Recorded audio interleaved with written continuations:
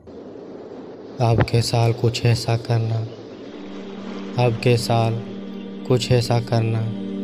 अपने पिछले 12 माह के दुख सुख का अंदाज़ा करना, बस मेरी याद में ताज़ा करना।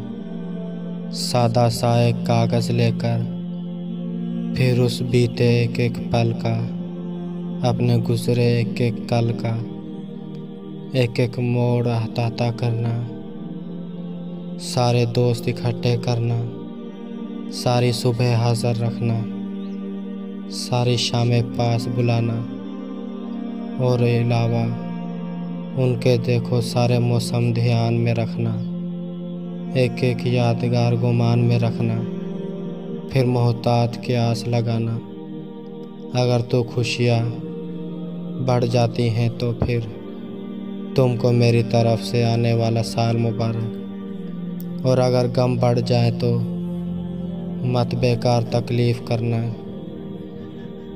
देखो फिर तुम ऐसा करना, मेरी सारी खुशियाँ तुम ले लेना, मुझको अपने गम दे देना।